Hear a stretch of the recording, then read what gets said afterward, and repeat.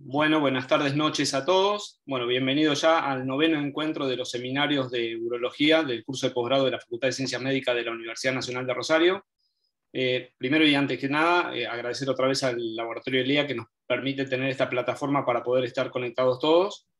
Y bueno, y esta noche para mí es un gusto, un placer, un honor tenerlo al doctor Norberto Bernardo. Es el profesor titular de la Facultad de Ciencias Médicas de la UBA, amigo personal, amigo y entrañable docente de la facultad, así que Norberto, gracias por haber aceptado como todos los años venís haciendo. Este año sabés que nuestra facultad va a cumplir 100 años, nuestra facultad cumplió 100 años el año pasado, nuestra cátedra cumple 100 años este año, así que si Dios quiere ahora dentro de más o menos 2 semanas y media vamos a hacer unas jornadas virtuales de urooncología, en la cual están invitados todos los servicios. Bueno, ya hablamos con Talo y con Patricio Álvarez y todo, para la UBA esté presente también. Así que bueno, eso ya la información después la iremos pasando por mail y por WhatsApp para todo el mundo, para que estén conectados si Dios quieren el 24 y el 25 de septiembre. Así que bueno, por ahora sigue siendo virtual, o sea que no podemos hacer nada presencial para hacerlo de manera cordial y amena, pero vamos a ver si a fin de año podemos hacer alguna jornada presencial para estar todos juntos. Bien. Así que bueno, Norberto, gracias nuevamente por estar, gracias por estar siempre que te pedimos que estés. Hoy nos vas a hablar sobre abordaje renal percutáneo combinado de la litiasis. Sabemos que sos un experto en litiasis, te hemos visto en nuestro servicio trabajar cuando viniste a hacer las cirugías en vivo, ¿te acordás? Hace un par de años atrás, que ese riñón tuviste, no sé si 3 accesos para poder solucionar esa litiasis que tenía coraliforme, ¿recordás? Así que bueno, ahora es tratamiento combinado de la litiasis, con abordaje percutáneo también. Norberto, gracias, y cuando quieras puedes empezar a compartir. Bueno, les agradezco yo, en realidad. Es siempre un gustazo, un placer. Me trae muy buenos recuerdos, Rosario, de las experiencias que hemos tenido, como decía Fabián, en los cursos que hemos hecho ahí, y porque la primera charla que a mí me tocó dar como profesor titular fue por invitación de ustedes en la Universidad Nacional de Rosario. Así que para mí es un gusto estar en este seminario de actualización de la Facultad de Ciencias Médicas de la Universidad de Rosario, y va a ser un placer acompañarlos también celebrando los 100 años de la cátedra. Hoy nos toca hablar de el abordaje renal percutáneo de manera combinada para esas litiasis como la que te referías recién, Fabián, porque tal vez si hubiéramos tenido esta herramienta en aquel momento no hubieran sido la cantidad de accesos que tuvimos que hacerle para lograr ese objetivo. Nosotros sabemos que la cirugía renal percutánea nos ha venido solucionando un montón de problemas y nos va a seguir solucionando un montón de problemas. Cuando me refiero a esto, la cirugía percutánea tradicional, la cirugía percutánea a través de un acceso percutáneo o más de un acceso percutáneo, y tratando de, con ese abordaje, lograr el mejor resultado posible. A veces es un resultado muy gratificante y otras veces tenemos una expectativa de dejar un riñón limpio y no se dan las cosas como nosotros queremos. Entonces, por eso es necesario por ahí ir incorporando herramientas. Sabemos que la incorporación de herramientas tiene sus dificultades, tiene su costo, tiene su logística de equipamiento que lo hace complejo. Sin embargo, hay que tenerla presente a esta opción, no para todos los casos, pero sí para algunos casos que son fundamentales. Vos te referías a un caso parecido a este que estamos viendo, una litiasis coraliforme compleja y completa, donde no queda cáliz por ocuparse por una piedra. Esto afortunadamente no es frecuente, no lo vemos todos los días, pero sí lo vemos. Sí, cada tanto lo vemos y tenemos que lidiar con esto. Y ahí es donde cabe empezar a discutir o por lo menos considerar en el menú este nuevo abordaje. Y hay distintas razones para la consideración. Una de ellas recién lo tocábamos muy al pasar. Es el tema de los resultados. Como monoterapia, como única herramienta en el menú para dejar un riñón limpio, sabemos que no es todo lo exitoso que queremos y vamos a lograrlo entre un 56 a un 83% de los casos. Quiere decir que hay un porcentaje variable que puede ser más chico o más grande que no va a lograr el objetivo de que el paciente o la paciente se quede sin ninguna piedra, que es por lo cual decide someterse a una anestesia para que nosotros hagamos lo que podemos con esto. Y cuando las piedras son tan grandes, como vos bien decías, recordando aquel caso, un solo acceso no es posible. Tenemos que por ahí recurrir a más de un acceso, a veces 2, a veces 3, a veces 4, y esto es variable, pero más o menos entre un cuarto y la mitad de los casos, si fuéramos a usar monoterapia, vamos a tener que hacer accesos múltiples. Y el punto del acceso múltiple, que es una herramienta bien hecha, muy exitosa, digamos, con muy buenos resultados, también tenemos que recordar que nos expone a alguna que otra situación más complicada. Nosotros, en la medida que entramos más cantidad de veces a través del parénquima renal, vamos teniendo distintas posibilidades de complicaciones. Una de ellas es el sangrado, sangrado que requiera transfusión, porque ha caído el hematocrito, ha repercutido hemodinámicamente y por ahí requiere una transfusión hasta casi en el 17% de los casos. No es la única complicación. Lidiar con este tipo de piedras hace que muchas veces veamos extravasaciones importantes, y tal vez la más temida, porque la que nos cambia de escenario, es la fiebre como introducción al proceso séptico, que puede llevarnos a un paciente que entra caminando a tenerlo en terapia varios días, por ahí salir de la situación, y en el menor de los casos, afortunadamente, perder un paciente. O sea, esto no lo podemos soslayar en casos de piedras infectadas, piedras muy complejas, de manera que confrontamos con un enemigo difícil. Y dentro de esa confrontación es necesario, bueno, como decíamos recién, entrar varias veces. Y cada vez que entramos más de una vez, nosotros aumentamos la cantidad de sangre que tenemos que reponer. En la medida que hacemos tractos múltiples, la necesidad de transfusiones, que veíamos como una de las complicaciones recién, se duplican. No es lo mismo entrar una vez que entrar más de una vez. O sea, buscamos el resultado de que el paciente quede libre de litiasis. Si la aguja no entra donde queremos que entre, y a veces la aguja no entra donde queremos que entre, aunque buscamos siempre que entre en el lugar adecuado, que es el centro de la papila, bueno, cuando por alguna razón no se da eso, aumentan la cantidad de transfusiones.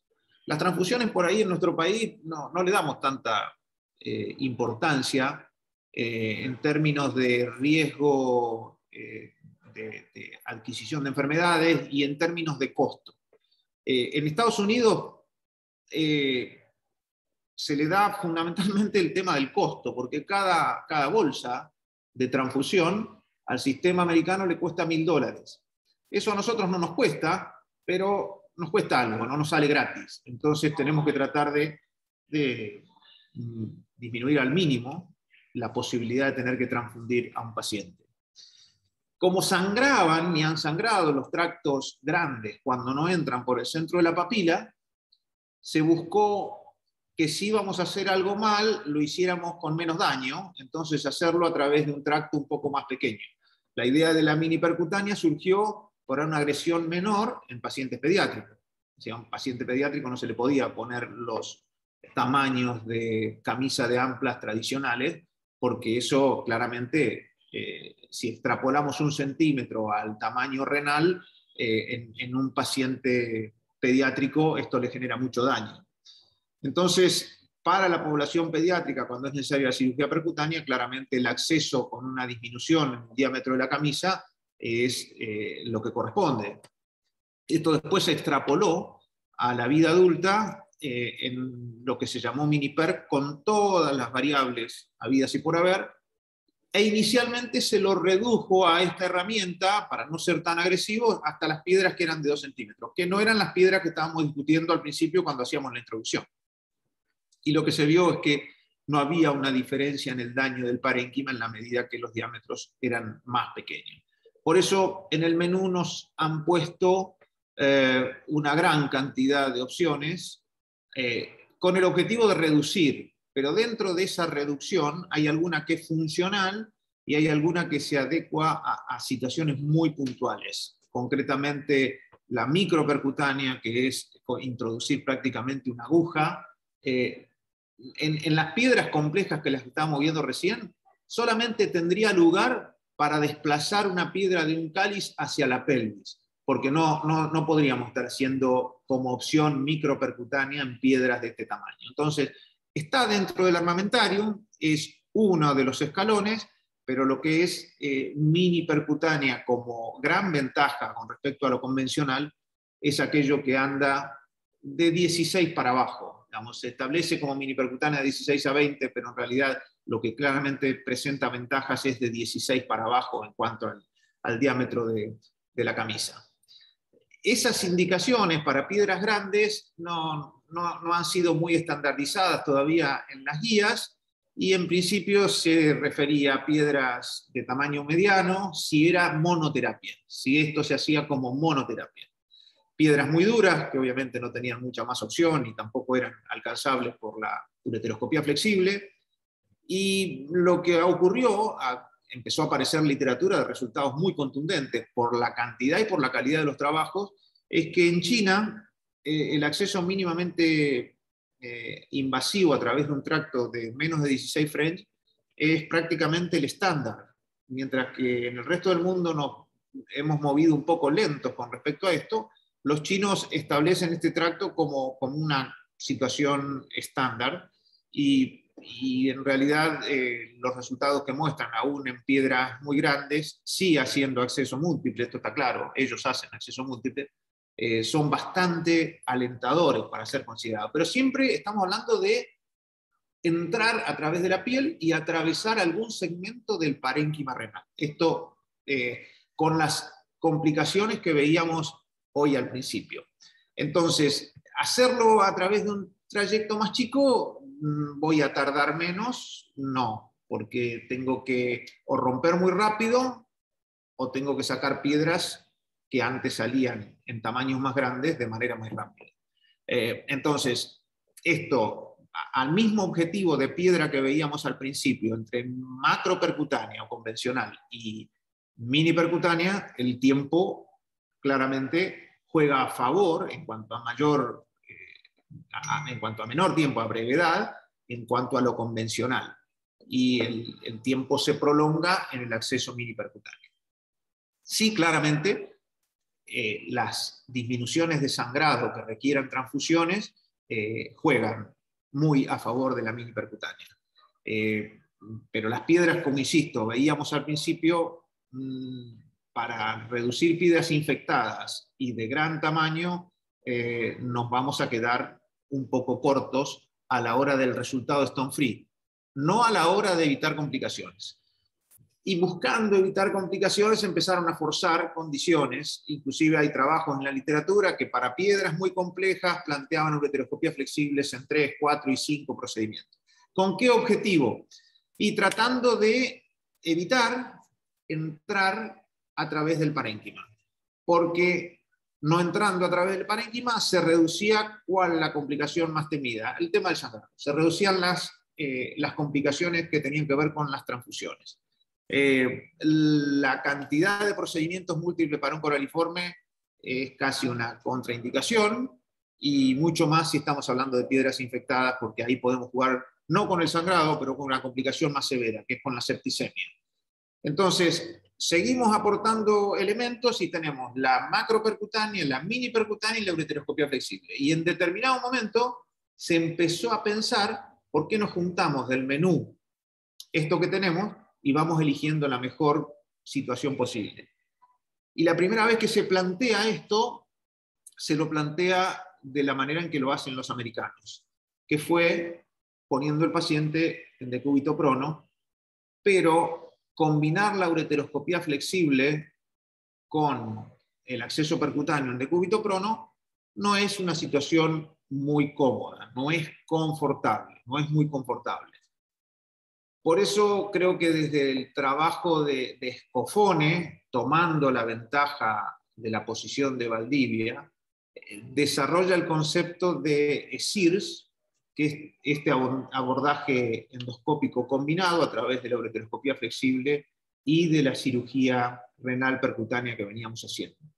Y en esta combinación, que no es para todos los casos, pero para muchos y con casos cada vez más usados, se lograron un montón de ventajas. Sin embargo, no es prohibitivo. De hecho, nosotros, confrontando con una piedra bastante compleja y creyendo que habíamos terminado dejando libre de piedras a un paciente, nos encontramos teniendo que hacer forzadamente una ureteroscopía flexible para terminar de limpiar una piedra que había quedado inadvertida después de un acceso renal percutáneo.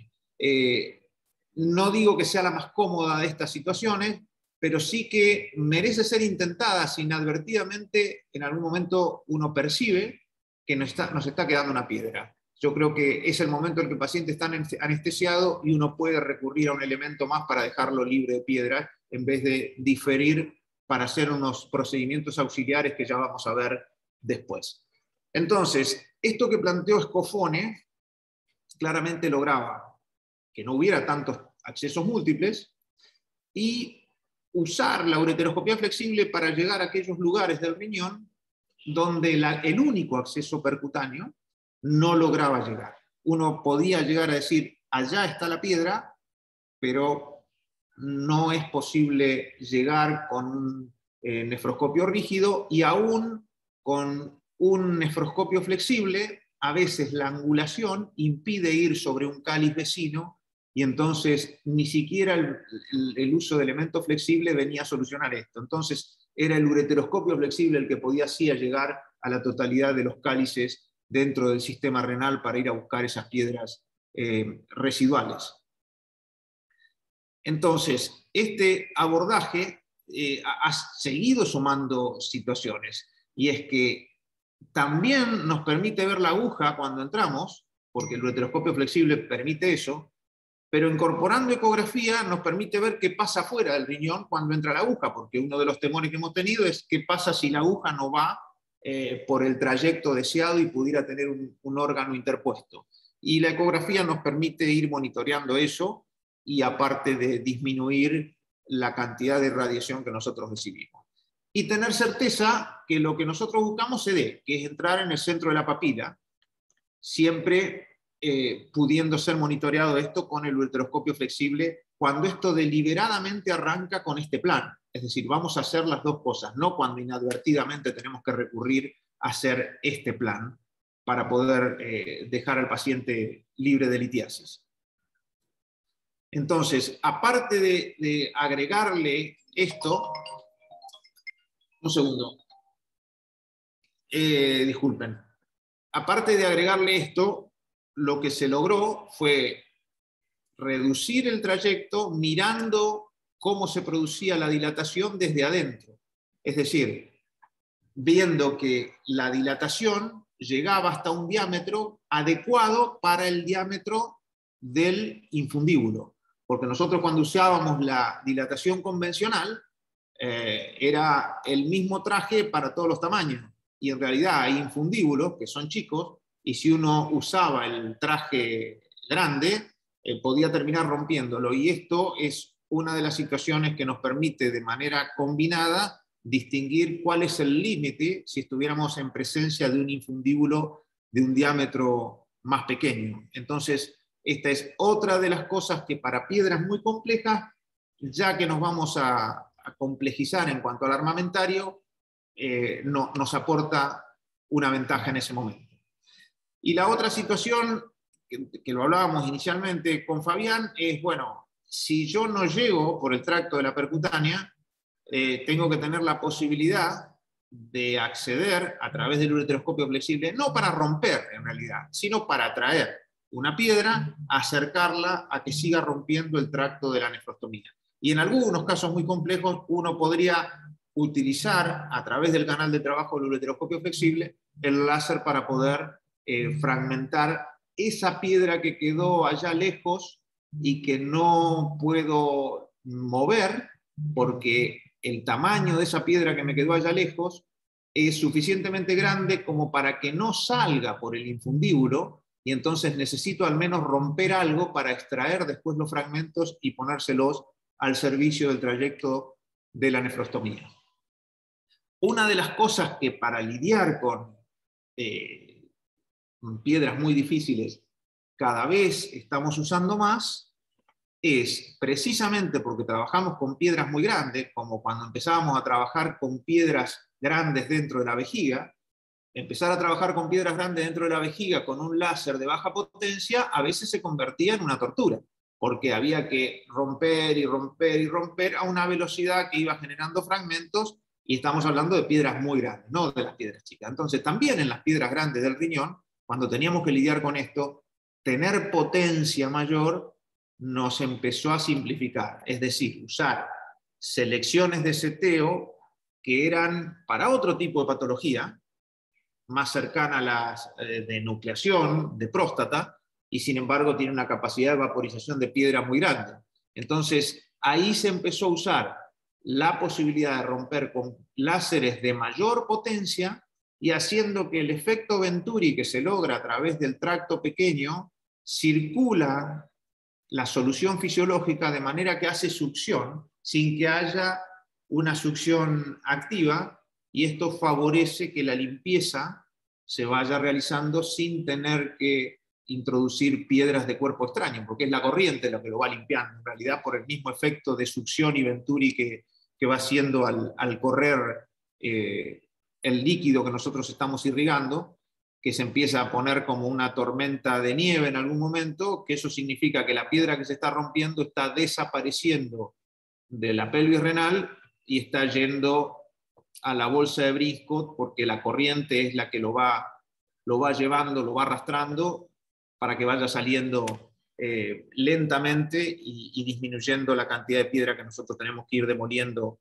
de manera más lenta. Pero ahí la alta potencia nos permite ir no solamente más rápido, sino haciendo mucho más polvo, para lo cual es necesario también una doble irrigación, porque la irrigación por la ureteroscopía flexible ayuda a la misma irrigación que tenemos a través del trayecto de nefrostomía, para que esa corriente hacia el exterior se dé a través del trayecto de nefrostomía, manteniendo la presión dentro de la pelvis baja, porque es una de las condiciones, que la presión de la pelvis sea baja. Y como decíamos antes, cuando no podemos llegar con el nefroscopio rígido, lo que hace es ir a buscarlo para hacérselo accesible a través de una canastilla con el ureteroscopio flexible. La exploración es otro elemento muy importante, aun cuando supusiéramos que hemos dejado todo limpio, porque tiene prácticamente la misma sensibilidad que una tomografía sin contraste de baja dosis en el posoperatorio. De manera que esta es otra de las condiciones por las cuales revisar todo el sistema, como nos permite hacer un ureteroscopio flexible, realmente tiene mucha validez, porque eso va a hacer que tengamos menos procedimientos auxiliares, que los vamos a ver en detalle ahora. Cuando estas alternativas, las que tuvimos siempre, que es la columna de la derecha, la convencional, la percutánea convencional, la comparamos con la mini percutánea, y a la mini percutánea también le agregamos la posibilidad de hacer la ureteroscopía flexible combinada, es decir, el acceso combinado, el mini ESIRS, vemos que los resultados son muy favorables al mini ESIRS, y son muy favorables porque estamos hablando de piedras muy, muy complejas, no cualquier tipo de piedra. En un primer intento, y acá es bueno hablar de primeros y segundos intentos porque estamos hablando de piedras muy complejas, en un primer intento los resultados son significativamente a favor del acceso combinado cuando hablamos de piedras con este nivel de complejidad, versus el abordaje inicial por vía percutánea o el abordaje inicial por vía mini percutánea. Esto significa que no solamente nos da la comodidad técnica de que estemos viendo bien por la doble irrigación y que tengamos menos sangrado y tal vez una cirugía más breve, sino que lo que nos tenemos que pensar es lo que viene después de esta primera cirugía. Lo que viene después en términos de cantidad de procedimientos auxiliares. Si nos fijamos, para piedras de este nivel de complejidad se agregan segundas percutáneas o litotricias extracorpóreas o más ureteroscopías. Y en definitiva, cuando le sumamos a cada una de esas opciones todos los procedimientos accesorios para lograr el objetivo, el resultado final mejora en todas, pero igual sigue siendo significativamente más favorable insisto, para piedras muy complejas, para coraliformes completas, en el acceso combinado versus los otros abordajes ya más estandarizados. Sin decir que esto sea para todos, sí, cuando nos toca bailar con la más fea, creo que vale la pena tenerlo presente precisamente por esto, porque cada uno de los accesos, de los procedimientos accesorios que hagamos, es costo. Alguien lo paga. O si no hay costo, son litiasis residuales, que también es costo en el largo plazo en términos de complicaciones. Las litiasis residuales, sobre todo si son piedras muy grandes, si son piedras infectadas, no son gratuitas para la evolución de los pacientes. Entonces, esta combinación, para cuando toca bailar con la situación más difícil, claramente nos da la posibilidad de tener resultados que sean mejores. Mejores en términos de libre de piedra, pero también mejores en términos de tener menos complicaciones, de tener menos transfusiones y, sobre todo, tener menos complicaciones de índole infecciosa, que son las que más tememos en cuanto a la posibilidad de una sepsis. Si comparamos otra serie de trabajos chinos del acceso de ESIRS solamente con el de mini percutánea solo, que los chinos hacen muchísima mini percutánea, ellos mismos vieron que agregando a lo que hacían, que era la mini percutánea, que les daba resultados muy favorables, el acceso endoscópico combinado les permitía un resultado inicial de pacientes libres de piedra, insisto, para coraliformes complejos, del casi 88% cuando lo combinaban, para casi un 60% cuando hacían solamente mini percutánea, que es la estándar en China. Y esto también, cuando veíamos al final de la historia, cuando decían, bueno, hemos terminado de tratar a este paciente y a qué resultados llegamos, vemos que se equiparaba bastante. Sin embargo, había un 5% de diferencia a favor del acceso combinado, con un casi 97% en el mini acceso combinado, contra un casi 92% para solamente mini percutánea, pero después de un montón de abordajes para resolver las litiasis residuales. Entonces, lo que viene a ofrecer este acceso combinado es un concepto de evolución, que es la evolución desde la cirugía percutánea convencional de 30 French, y con la premisa de mantener la presión dentro de la pelvis lo más baja posible, que es lo que a nosotros nos reduce las complicaciones sépticas. Por un lado irrigamos, por otro lado absorbemos, y no irrigamos por un solo lado, digamos, por el mismo que absorbemos. Entonces, creo que este abordaje, sin duda, repitiendo lo que hemos venido diciendo, nos da la posibilidad de no tener que hacer accesos múltiples, nos disminuye el número de tractos, y desde ese punto de vista nos minimiza la morbilidad. Claramente disminuye el tema de la cantidad de transfusiones que tenemos que hacer. También nos reduce el tiempo quirúrgico, y en el largo plazo, si reducimos procedimientos auxiliares, también nos reduce el costo y nos mejora el resultado en cuanto a dejar a los pacientes libres de piedra. Y como es parte de la evolución, aunque no sea un traje para todos, yo creo que es bueno recordar todas las ventajas que este acceso combinado a través de un tracto de menor diámetro con el ureteroscopio flexible nos puede dar como situación ideal. Una es, si queremos evitar tener el riesgo de atravesar un órgano adyacente, simplemente apoyar un transductor al comienzo del procedimiento nos despeja bastante la posibilidad de esto en términos de evitar ese tipo de complicaciones. Y ya lo tenemos en posición, no cuesta tanto. Si queremos reducir el temor del sangrado para que la aguja entre por el lugar que deseamos, que es el centro de la papila, un acceso combinado nos permite decir, estoy monitoreando si realmente estoy entrando por el lugar donde sé que va a sangrar menos, que es el centro de la papila. Entonces, esto nos disminuye el sangrado, no solamente porque disminuimos el diámetro, sino porque entramos por el lugar deseado. Y si queremos, además, disminuir el sangrado entrando por el lugar deseado, el mínimo acceso en cuanto del diámetro de la camisa es una gran ventaja. Si queremos ver mejor, sin comprometer la presión intrapiélica, tener la posibilidad de irrigar doble es una ventaja que juega a favor. Y si el problema es tener que lidiar con piedras muy grandes, donde vamos a tener que romper mucho, tal vez considerar un láser de alto poder para este tipo de situaciones tan complejas nos venga a dar una respuesta. Volviendo a lo mismo, si queremos evitar los accesos múltiples, la ureteroscopía flexible nos lo reduce. Si queremos evitar el tema de la presión y de la sepsis, bajar la presión y este doble abordaje nos lo reduce. Si queremos lograr lo que nos lleva al quirófano, que es que el paciente quede libre de piedras, en este caso nos juega mucho a favor. Y si medimos el costo en términos de cuánto lleva un paciente quedar libre de litiasis, incluyendo no ese día que va a quirófano, sino al final de la historia, también disminuir los procedimientos es una forma de reducir el costo. He querido graficar esta situación para las litiasis muy complejas, diciendo también que vamos a seguir haciendo ureteroscopía flexible cuando lo tenemos indicado y vamos a seguir haciendo mini percutánea y percutánea convencional en aquellos casos donde lo tengamos indicado.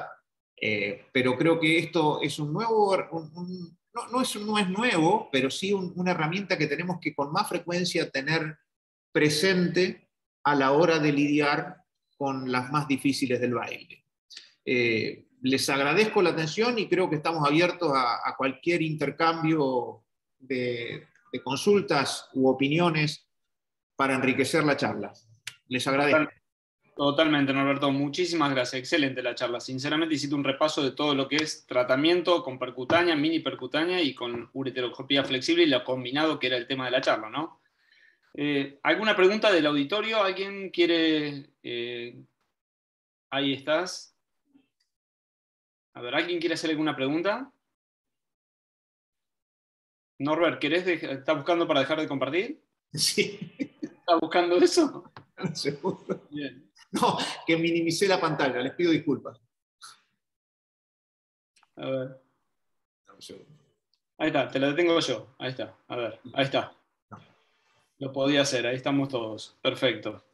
Bien. ¿Alguna pregunta del auditorio? ¿Alguien quiere hacer algo? ¿Quiere abrir el micrófono? No hay problema en este momento, ¿eh? No hace falta que lo hagan por chat.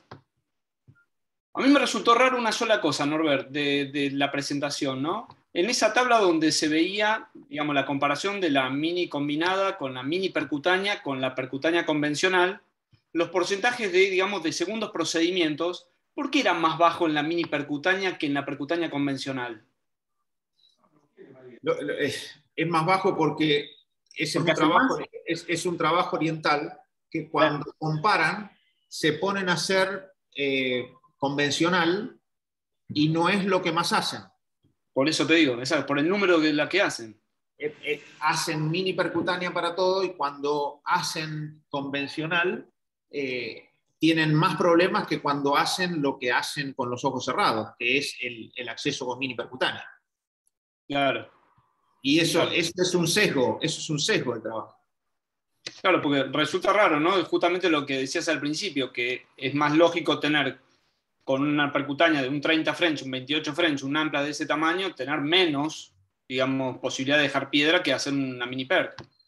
Es lo lógico, pero bueno, tiene que ver con esa...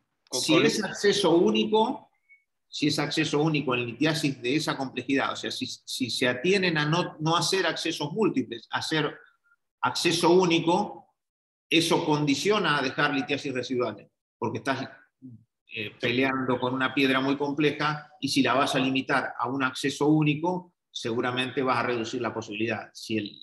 Porque claramente esas son piedras que requieren más de un acceso si lo que tenés sobre el menú es percutánea sola, ya sea a más diámetro o menos diámetro. Bien, bien, perfecto.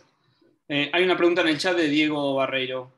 En caso de litiasis bilateral, Norberto, ¿abordás primero un riñón y después el contralateral o en otro momento o podés llegar a intentar hacer una percutánea bilateral? Una cosa es que lo hemos hecho pocas veces, inclusive se dio una situación en un curso de cirugía en vivo, creo que fue el año 2006, donde se hizo donde hicimos una percutánea bilateral simultánea. Yo creo que acá el mensaje a dar es el siguiente.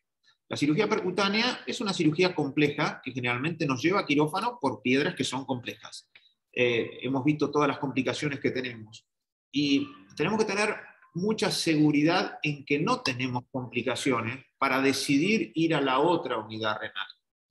El mensaje implícito es, nadie nos va a cuestionar que hayamos parado en un solo lado y nos van a cuestionar hacer las dos. Hacer las dos. O sea que para hacer las dos se tiene que dar una serie de condiciones donde sea un acceso muy claro, que no sangró en ningún momento del procedimiento, que no hay riesgo de infección porque no tiene antecedentes de infección y porque la piedra subjetivamente no está teniendo las características infecciosas, aunque siempre hay sorpresas. Entonces, en una litiasis, no coraliforme completa, pero una litiasis compleja, pero sin llegar a ser coraliforme completa, que fuera muy bien, uno podría considerar si se dan estos, no antecedentes de infección, no aspecto infeccioso, para considerar el segundo lugar. Si no, yo creo que es absolutamente lícito decir, bueno, resolvimos un riñón sin complicaciones y quedó libre de litiasis un riñón. No tengo certeza y paso al otro, porque si no empiezo a dejar problemas por los dos lados. O sea, si yo he revisado con un ureteroscopio flexible que no tengo litiasis residuales de ese lado, es lo mismo que me va a dar la tomografía computada al día siguiente. No hay litiasis residuales. Bien, pasemos al siguiente lado, pero tengo que haber tenido las precauciones. Bien, perfecto. Bien. Otra pregunta acá de Francisco Castro, más general, ¿no? ¿En qué momento entra en juego un centellograma renal para definir si vas a hacer una cirugía de litiasis o una nefrectomía? Por imagen que vos tengas previamente de una tomografía. ¿Bien? O sea, debe ser la pregunta, ¿te guías por el espesor parenquimatoso, le pedís con contraste en esos casos? Porque muchas veces la litiasis se está estudiando sin topografía, sin contraste, pero ves un adelgazamiento importante del parénquima. Si hay un adelgazamiento y hay una dilatación importante, es necesario pedir un centellograma. Si el centellograma nos da, como nos da a veces con frecuencia en el hospital, 5% de función, no tiene sentido hacer una cirugía percutánea. A ese paciente tenemos que hacerle una nefrectomía laparoscópica o abierta. Pero ¿Tenés algún límite para hacer la nefrectomía? ¿Te acordás que eso siempre se discute en todas las patologías? Pero estamos en la misma. Acá tenés litiasis, tenés un riñón complejo con litiasis varias que probablemente con un solo acceso, ojo, a ver, estamos hablando a nivel hospitalario, por ahí en el clínicas tenés acceso a distintas cosas y al láser, pero en la mayoría de los servicios no hay acceso al láser, o podés hacer una percutánea con neumático, que es lo habitual que uno puede tener, ¿no? O sea, hay que definir si ese riñón va a quedar enfermo o no va a quedar enfermo después de una cirugía. Un riñón que funciona en cuanto a la captación tubular, el DMSA, el centellograma, menos de 20%, tenemos poco que ofrecerle, porque aun cuando lo dejamos libre de piedras, tiene el daño crónico de todo el tiempo que tuvo esa litiasis y si ha sido infectada mucho más. O sea, el riñón que en un centellograma con DMSA marca menos de 20%,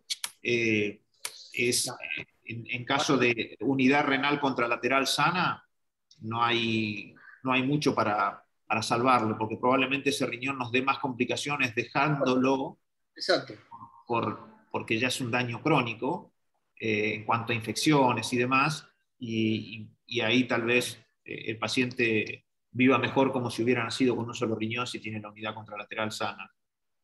Exacto. Y, obviamente insistiendo mucho en hacer prevención, porque si llegó hasta ahí como llegó, el riesgo de la recurrencia, este paciente tiene que adherir a una valoración profunda para que no arriesgue la unidad renal restante. Otra cosa, cuando haces las combinadas, utilizando por supuesto el ureteroscopio flexible, ¿usás siempre vaina ureteral? No. El tema de la vaina, en el caso del acceso combinado, es de utilidad para llegar hasta arriba una vez que se llegó. pero en realidad es un método de introducción, digamos, la vaina, pero no es necesaria y cada vez va a ser menos necesario desde el punto de vista introductorio con esto que están logrando, de 7,5, que es prácticamente un catéter. O sea, 7,5 definitivamente para un acceso combinado. No sé quién está golpeando. Ahí está, Lelio. Bien. A ver, y Norberto, digamos, la acceso combinada seguís utilizando calibres grandes vos, no hace una pini perk. No, todos cambiamos, nos ponemos viejos, tenemos cana, pero vamos cambiando. Es muy gratificante, el tema de reducir el diámetro si viene asociado con un láser de alto poder. Ah, bueno, por supuesto. Sí, depende con qué método. Va casado, va casado. Claro. Si tenés un buen método de litotricia, sí lo bajás, porque tenés más chance de romper y de pulverizar para la forma, ¿no? Sí. Exactamente. Bien, ¿alguna pregunta más del auditorio?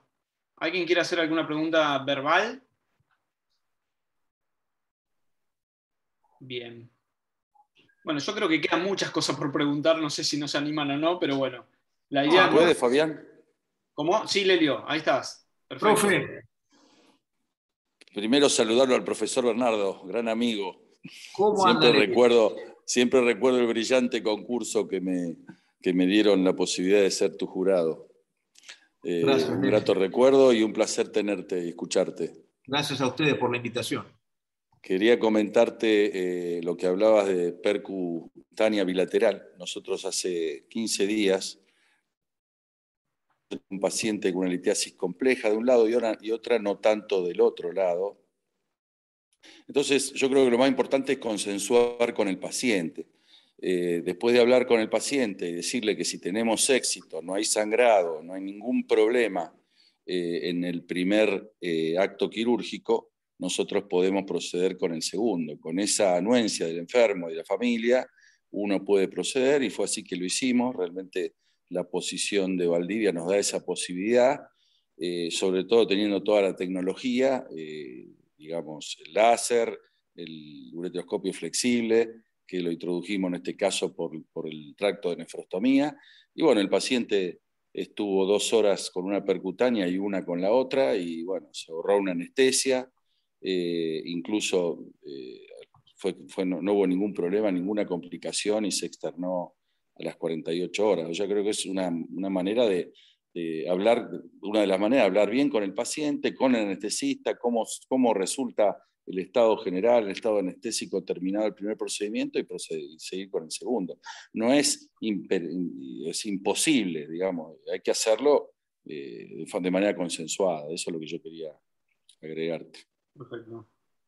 Sí, obvio que y consensuado, y por lo que vos decías en cuanto a la información, cuando las cosas salen bien, obviamente todo el mundo está feliz, pero si surgiera una complicación y esto no fuera con el detalle que vos decís de haberle dicho al paciente cómo son las condiciones y que está la elección del equipo quirúrgico de seguir o no seguir, sería una situación muy compleja. Exactamente. La gran ventaja es que tiene una sola internación, una sola anestesia y el paciente feliz de la vida, ¿no? Con el problema resuelto. Sí, yo creo que es muy gratificante. Sin embargo, una de las cosas que quería marcar cuando me preguntaba hace un rato Fabián es que se sientan con las manos libres, porque si no es como poner la vara muy alta y decir, bueno, tenemos que hacer bilateral, y por ahí que se sientan muy libres de decir, bueno, ¿puedo hacer bilateral? Sí, no es punible, pero si por alguna condición tengo que parar, que se sientan livianos, porque si lo han hablado con el paciente y la cosa por alguna cuestión de duda no daba, bueno, se paró ahí y también está bien. Vamos, y es mucho más gratificante haber hecho los dos y dejarlo libre, sin duda, si fuera de duda. Perfecto, coincidimos. Bien. Bueno, nada, eso, te dejo un gran abrazo, Norberto. Un abrazo enorme, Lelio. Exacto. Fer, ¿vos levantaste la mano? ¿No? Si no le quedó levantada, pobre. Ahí está. Bien. Bueno, Norbert, muchísimas gracias. Ya no hay más preguntas en el chat tampoco. Gracias por tu tiempo. Sé que estás de viaje en el extranjero y miren, nadie se dio cuenta. Así que ¿Cómo? está perfecta la charla y gracias por estar nuevamente y desde otro lado. ¿Bien? Les mando un abrazo enorme, gracias por la invitación. Ha sido, como siempre, un enorme placer. Gracias, Norbert. Abrazo grande y pronto, si Dios quiere, antes del fin de año nos veremos. ¿Bien? Ahí nos vemos. Un abrazo a todos. Saludos a todos y dentro de más o menos 2 semanas y media nos veremos, si Dios quiere, para las jornadas. ¿Bien? Ahí va, ahí va. Gracias a todos. Hasta Abrazo luego. enorme.